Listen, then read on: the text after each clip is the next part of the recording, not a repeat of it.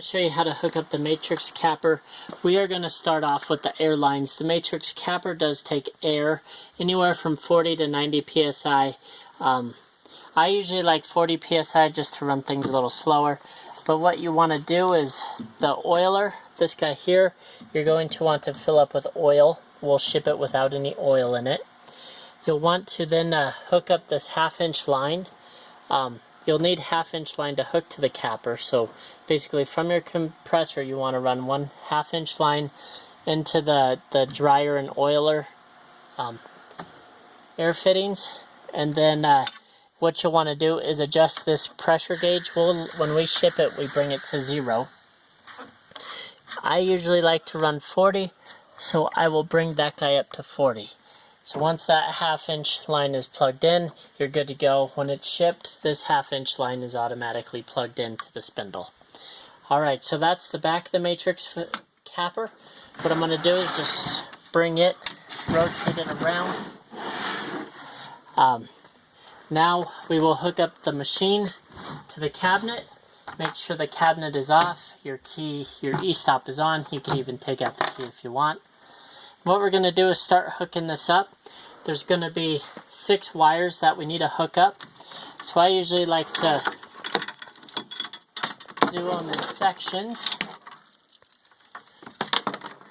So we'll want to hook up the axes first. I'm going to start with the x-axis. And you'll want the x-axis that's labeled x-axis. Go ahead and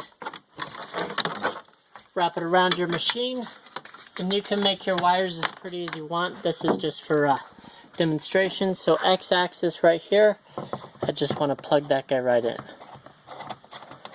And then the next one on our cabinet is y-axis, so that's what I'm going to start with.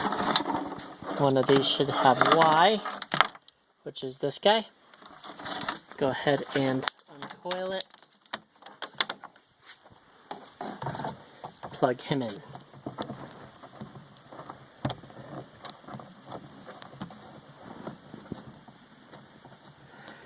And next on the agenda is the z-axis. It's the same thing. I'm going to uncoil the z. See which one says z-axis. Right there, z-axis.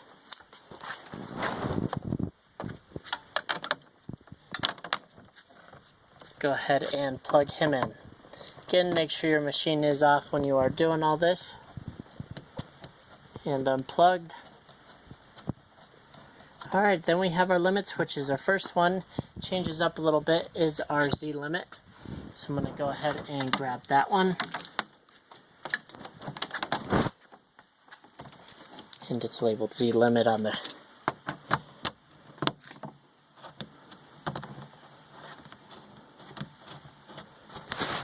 plug. Alright, next will be X limit. So let me go ahead and grab that X limit. Just wrapping it around the machine for now. Plug him in. And last but not least is the Y limit. Grab that guy. I'm just wrapping him around.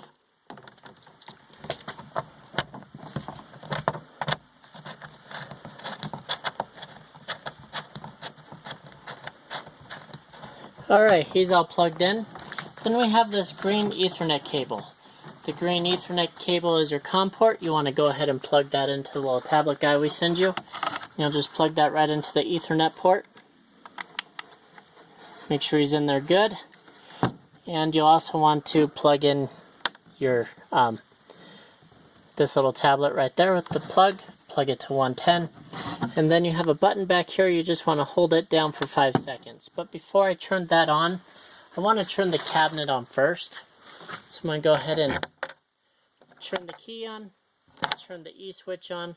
If there ever is a big issue, go ahead and hit down that E stop and it will shut off all the power. To re-engage it, just go ahead and twist it.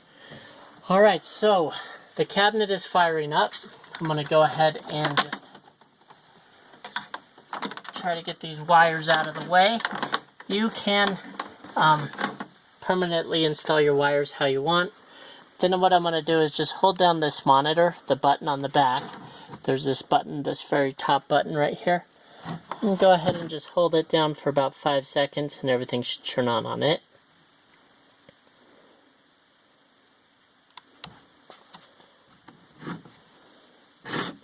And there it goes. You'll see HDMI, and he's going to boot up. The reason I turned this guy on last is because these communicate through a network, so it takes it a little bit sometimes to connect up.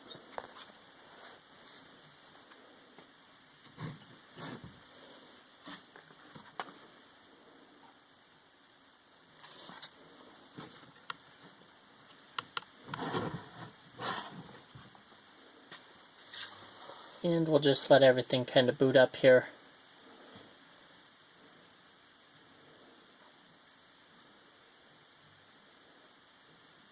And then on this screen, it'll automatically boot into the user interface like it did there. Basically, whenever you first turn on the machine in the morning, or when you're first firing it up for the first time, go ahead and click home. And this Z-axis should move. Then the X-axis should move. And then the Y-axis should move. If you need to, we send you a wrench. You could go ahead and tighten up any of these bolts that could be loose from shipping. And the wheels, we have videos on the wheels if you need to do that. That's basically how you set up your capper and ready to go. Just make sure all your air's hooked up. Once your air is hooked up, anytime this spindle...